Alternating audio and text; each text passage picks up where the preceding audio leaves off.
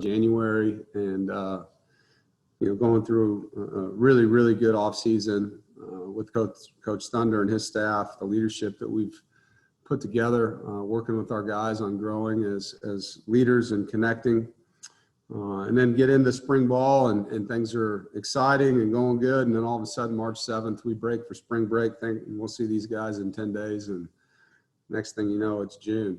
And they've been through a lot, staff and players. Come back and I thought did a tremendous job with all the things that were in place with the COVID protocol. And as you know, when the students returned, things changed, and having the pause in our camp when we did.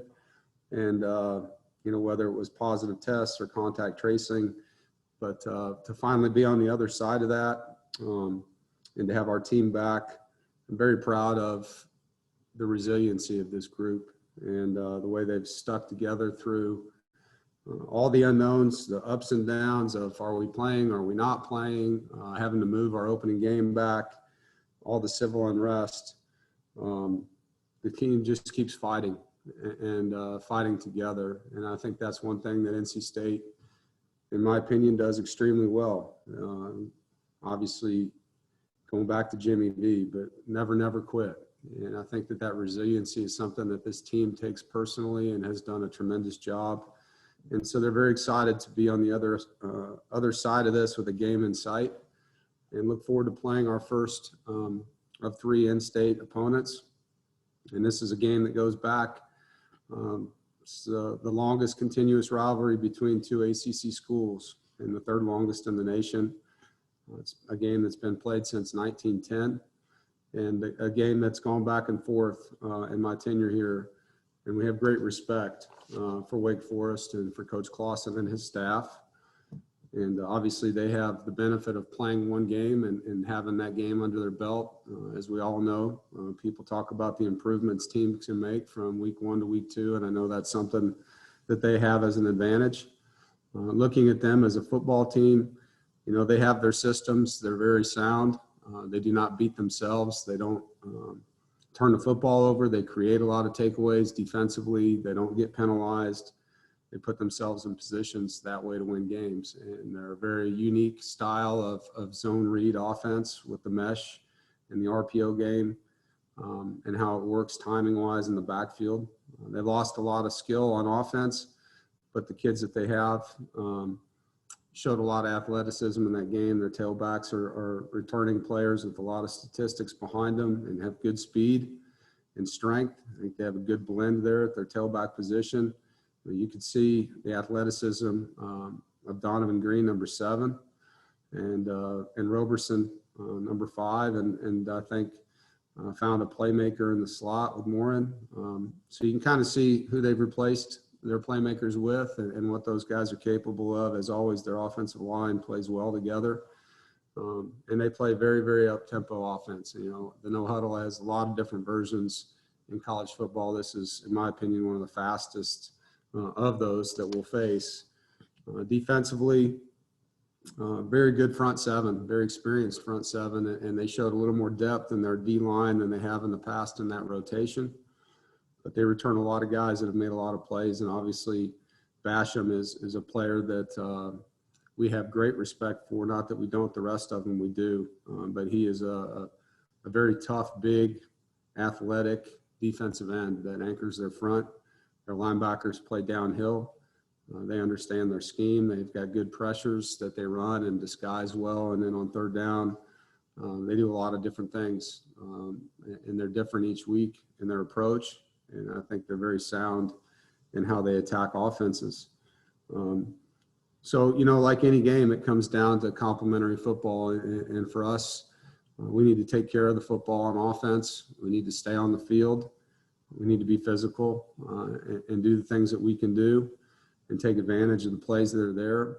Defensively, you have to do a good job of getting off the field, and I think any tempo offense struggles when they can't get their first down, and it's just managing that throughout the game and creating some short fields and field position. Last year in our game with them, we were pinned inside the 10 multiple times by their punter.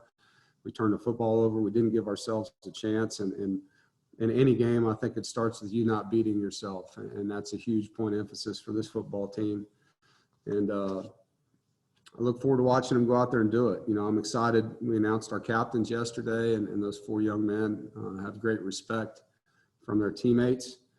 And a lot of hard work has gone into them earning that responsibility. And I know they're excited about what comes with it. And obviously you also saw Isaiah Moore was put into the number 1 jersey yesterday, and super excited for him. He's earned that. He represents our football team as a person, as a student, as an athlete. And what he's doing right now in our community as well is just a standout individual that's been through a lot, that has earned a lot of respect, not just on our football team, but on our campus. And so with that, game 1 to me, it's about getting out with these guys and letting them play and have a good time doing it, be physical and executing at a high level and playing complementary football. We have a very good specialist group that has to be a big part of this game for us, and special teams play a huge role. And as we've seen watching college football here, there's been some very sloppy games. There's been some very clean games. And obviously we want to be one of those teams that goes out and executes. And it's going to be fun to see these guys this week in practice. This will be probably the biggest group we've had back. We're about 95% of as far as having all of our guys back now. Some of them are still out from injury, but most of our roster is able to practice and compete right now. And so for us as coaches, it'll be fun to have those guys all out on the field together again. With that, I'll open it up. All right, Jonas Pope, you want to start us off? Hey, Coach, thanks for your time. You guys make it a game week, but unfortunately you started with some bad news announcing this morning that Lewis won't be playing with you guys. Was that a continuing from last year's injury or something that happened at camp, or was it COVID related? Could you give us what happened and why he's sitting out this year? Yeah, it's not COVID related. It's just a continuation of what he's been dealing with. And so for Lewis, the best thing for him was to become a coach. He's excited about that. He's been around the guys every day, and he brings great energy to the group, and he has tremendous respect from the coaches and his teammates. And that's kind of where it is. Aaron Beard. Hey, Dave. I was curious. I'm sure you've been watching games and observing what's gone on from afar. Have you been in contact with some of your friends in coaching to kind of say, hey, what's it been like with everything going in, what to watch for, what the little headaches you're going to have to deal with maybe compared to a normal time? Not since the games have started. We talked a lot in the summer and through fall camp. A lot of the conversations were really about practice. There were so many changes in how we were going to practice that I had a lot of conversations with colleagues in the business. But, the game day aspect of it, it's pretty straightforward on what we can and can't do. And obviously all the testing that takes place, there's a lot of things that are just standardized for us. But that's where it's been for me.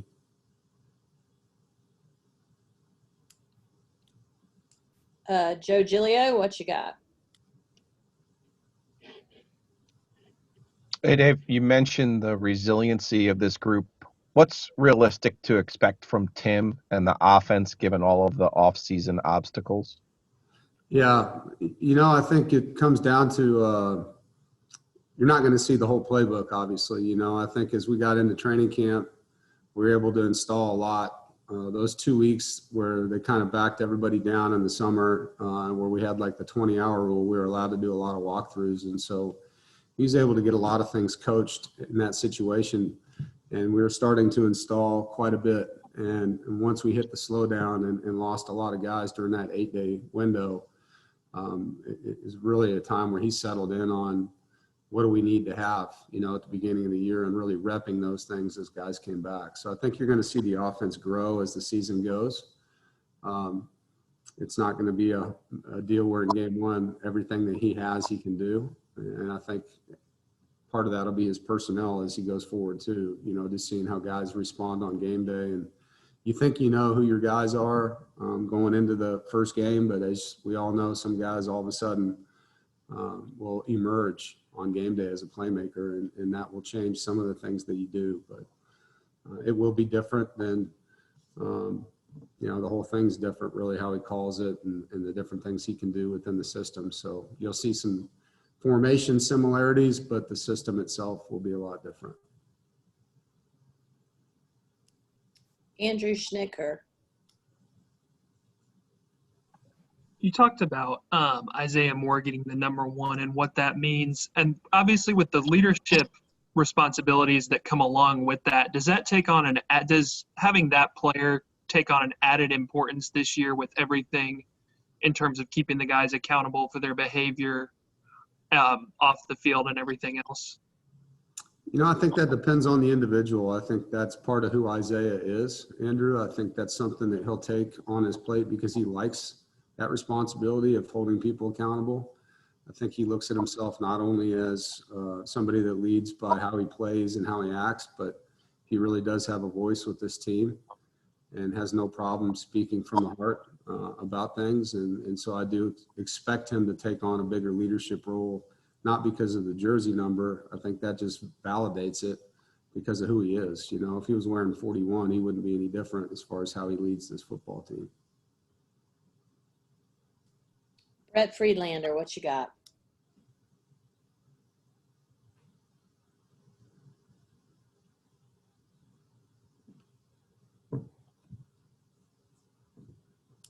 Brett, are you there?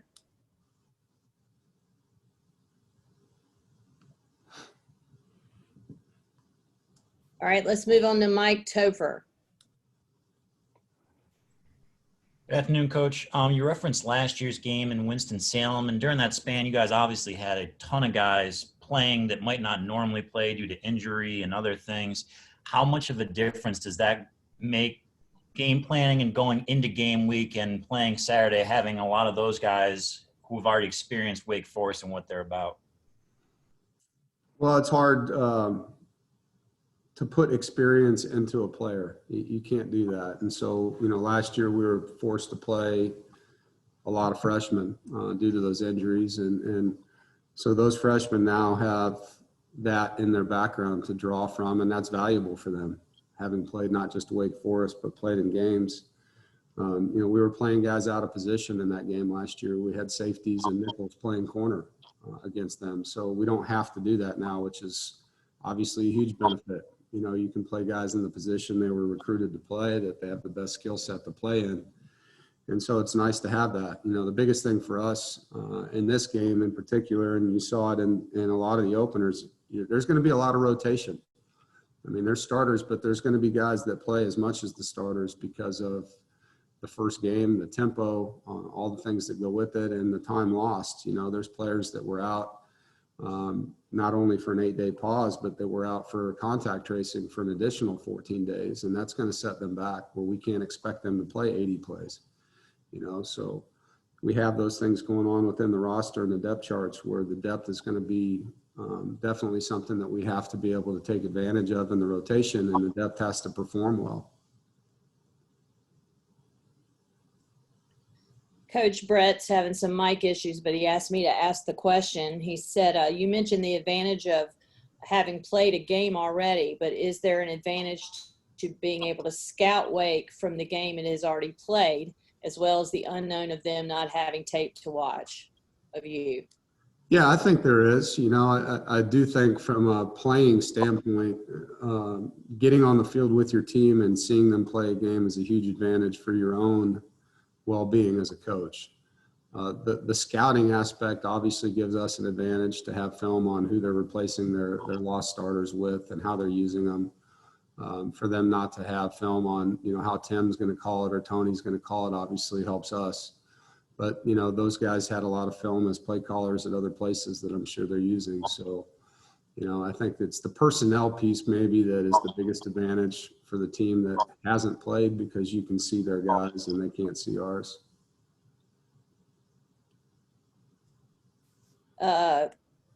Gary Hahn, you have a question, and then a reminder, Gary, to mute yourself afterwards because you've been popping up. Oh, I'm sorry. I've been trying to be very, very quiet. Dave, on your depth chart, you got a position F with Dylan Parham and Dylan Ottenreith there. Is that kind of a hybrid H-back type position? Could you describe that and how it fits in the offense? Yeah, it is. You know, our Y is more of our inline player, and our F is going to align in a lot of places, you know. And so our tight ends have a lot of different assignments and alignments within the system. And so that's just a way to categorize them that way. Corey Smith. Coach, obviously with the loss of Louis Jesus, there's another change in the position for linebacker. We saw with the release coming out that now Peyton Wilson being listed as the weak side linebacker, but also the Sam linebacker being added as opposed to the Buck linebacker. What was the idea for the change there, and what do you expect from Drake Thomas and Vi Jones going into the season with that new position there? Sam, Mike, and Will is just how Tony's always done it with his system. So that was regardless of Lewis being here. That's how that would have been. With regard to the lineup, you know, Tony is cross-trained. I've talked about that a lot through fall camp. These guys and with Drake being able to play multiple spots and Levi and the rotation that we're going to need because, you know, again, Peyton, Isaiah, Jalen Scott, you know, we expect to play a lot of these kids at linebacker, and there will be a rotation where you see multiple guys in and out so that we can play fast. And we have to be able to match their tempo and also have fresh bodies to do so. And so there will be a lot of rotation at that spot. And we look at where you see or positions guys that, you know, in our opinion, have earned the right to be out there as starters, whether they're out there the first play or not, they're going to play a lot of reps. Thank you. Yep. Joe Giglio. I got two for you, Dave. You moved Icky to guard. Is that just to get your 5 best blockers on the field at the same time? Or do you think that's his position? Exactly. Well, Icky was a guard in high school, so it's a position he's played. And for us to be able to get our top 5 out there, we felt that having Tyrone and Icky on the left allowed us to do that. You know, you see Witt and Joe on the right, and then Grant at center. And then behind those guys, we've got some depth, you know, where we can rotate on the O-line. Icky can always bounce back out to left tackle, you know, if Tyrone gets tired. Tim McKay's had a great camp for us too, and he's a guy that we expect to see in the game. So there's some rotation that'll happen again throughout the game, but that was our way to get what we felt like was our most experienced 5 offensive linemen out there. And then normally you play Wake late in the season. What do you think will be different, maybe mentally, about opening the season with Wake? Yeah, I mean, where we play them is really up to the ACC. The only game that really has been our last game for recent years is UNC. So I think the mindset of opening with a conference game is no different than opening with a Power 5 non-conference game. You know, I think the antennas go up. It counts for more in the guys' opinions and obviously for a league statistics. And so you're going to have that urgency in training camp, that urgency in your conversations you're having about who we're up against. And it's a lot different than opening up with a non-Power 5 team when it comes to the urgency you feel from the players and the staff. All right, I don't see any hands raised. Does anybody have anything else? All right, I see we got some newbies on here that don't know how to use the little hand raise icon. So Tim Peeler, what you got? Coach, obviously nothing's been normal for the last 6 months, but how much does getting ready to start this weekend help return some normalcy to the university campus, to the Raleigh community, all of those different things? And what impact does that have on your guys? Yeah, I think we're starving for a routine. And so this allows us hopefully to have one, you know, just to get into game week and know that we have an opportunity to have back-to-back similar weeks as we move forward. Because we've had the opposite, you know, every day has really been a day where change could happen. And hopefully as we get into these games, if they continue to roll the way they are, you can get into that. This is what your Monday looks like, your Tuesday, your Wednesday, and so on. And the guys can have a routine and the coaches can have a routine in their lives. And following that, the fact that your guys participated with other athletes last week and talking about the racial unity and other things that are going on that are sort of happening at the same time as the unnormal parts that we're going through right now. Tell me what that did for their mindset. Well, it's an event that they've been wanting to have for a long time. And I think the ability to have all the student athletes together and do that, it was a great day. It was very well organized by Isaiah and Sac and the other student athletes. I thought there was tremendous thought and expression. The speakers did a phenomenal job of speaking on Pack United and what that stands for, and the awareness, education, and action that they want that platform to have, from the student athletes to the campus to the community. And it's really about having empathy and listening and understanding and being there with them through their pain, and acknowledging the fact that, you know, all of us can't completely understand what other people go through, but we want to sit there and support them and be next to them with it and help them get through it and support them. And I thought it was a great day. I thought it showed a lot from our student athletes, from our administration, from our support staff, and everyone that was a part of it. And, you know, not everybody's going to understand it, and that's okay. I think everyone just has to have empathy right now and understand that there's a lot of people in pain, and it's not about politics. It's about heart. It's about love, and it's about being better people to each other. And that's what this is right now. And I'm very proud to be a part of what NC State stands for. Larry Sorensen. Dave, thanks for your time today. Clearly, football coaches don't like flying by the seat of your pants, but this has created so many changes during the last month or so. Has there been anything that really surprised you that turned out to be a bigger issue than you thought it would? And has there been any last-minute phone call that you said, no, I really hadn't thought about that. Yes, we'll deal with it. Something that really surprised you? You know, I think the biggest challenge in all this has been the contact tracing piece. You know, we're all going through testing the same way. We're all doing the CDC protocols with masks and social distancing and sanitizing things a certain way. But the way people are being contact traced from what we're seeing is different school to school. There isn't really a unified way of doing that. And I think that's been the biggest issue, where you have, in our case, multiple tests a week where guys are completely healthy and passing tests, but are unable to come, you know, work on their skills because somebody that they were around at a certain point in time has symptoms or has a positive test. So that has been the hardest piece to manage. And as you all know, the symptoms for this, there's many symptoms. So a guy can wake up with a stuffy nose and all of a sudden his 3 roommates can't come in until that player passes a test. And so you can have a position group be completely healthy and not be able to come to the building for a long period of time. And so that's been challenging. You know, I think that's the hardest part of this for us. And I'm not sure how it is at other campuses, but just the unknown of losing guys to things where they're not in harm's way right now because of that's what's best by CDC protocol and the people on campus. And so you just got to kind of work with what you have and do the best you can that day and continue to work through all the things that go with it. As far as phone calls go, yeah, you get crazy phone calls all the time right now, you know, and you just kind of shake your head and, all right, well, what can we do about it? And I'm just trying to be solution-based, you know. I think it's really easy right now to be negative with all the things that are going on. That doesn't fix anything.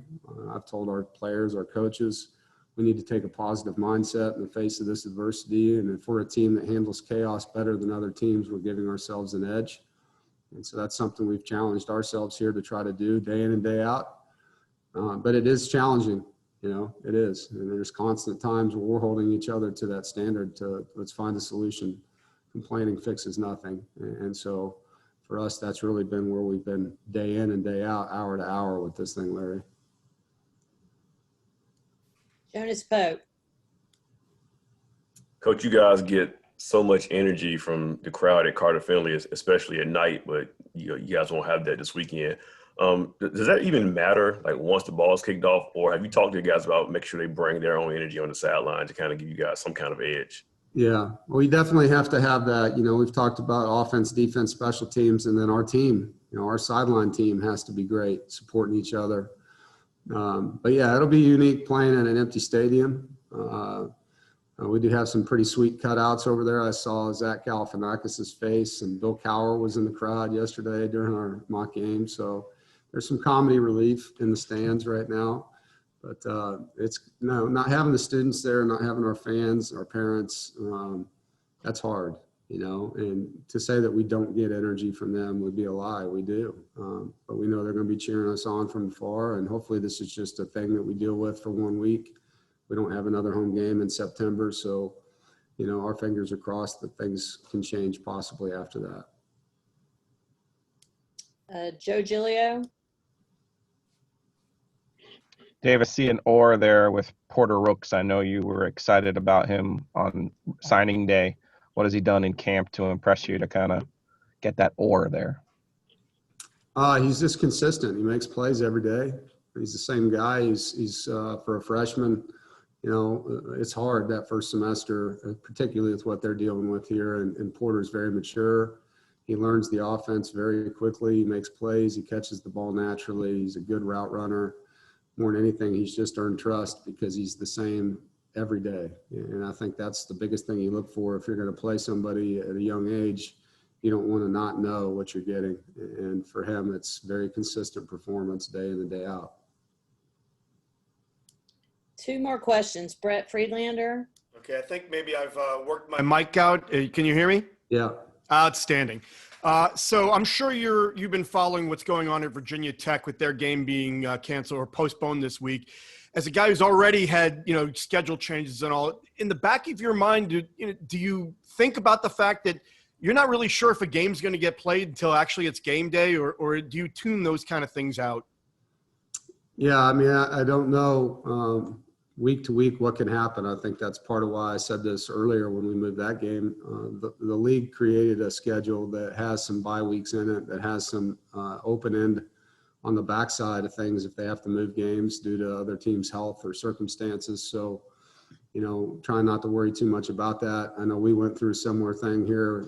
They were just later than us with students coming back. So hopefully their return will be similar to ours. I know they were down in the 40s to what could practice. We had a similar situation here, and over a period of 7 days, you get 10 players back a day, and you're back in the hundreds within 6 days. So hopefully they have a quick return, for their team's well-being up there. But as far as preparing your team, does that play in the back of your mind? Are we going to play this week or not? That kind of thing. No, I think obviously seeing Wake play and know things have come out about anything from that game. You feel good about the one coming up, and we'll deal with the next one when we get to it. I think that's the only way we can approach it right now. All right, last question, Corey Smith. Hey, Coach, kind of a 2-part question here for you. First of all, you see Shaheem Battle being listed as an oar with Malik Dunlap on the first depth chart. First question for you: what has he done in camp to be able to earn that spot? At corner, Shaheem and Cecil Powell have been very consistent. Tayshawn is a proven player that's played a lot for us. Malik played a lot last year, so we feel like there's 4 corners there that we can play with and rotate. Aiden White is a freshman who's done a really good job in camp, and is another young guy we're excited about at that position. And so that's really our group that we have right now. And, we're going to get into this week and continue to evaluate it. I think what the OR tells you is there's 3 guys that right now we look at, or 4 guys that we look at as guys that could be in the game at any point in time. And my second part to that question, is there any update on Chris Ingram? Because obviously we didn't see him listed on the depth chart. Yeah, so Chris is still not ready to go. And so it's just kind of week to week with Chris. And, obviously with the NCAA allowing this really to be a 0 year from an eligibility standpoint, we're just going to have to see how long it takes for Chris to get back. We certainly want him to be healthy and feel good about being out there. And until he feels that way, he won't play. Thank you. Yep. All right. Thanks, everyone.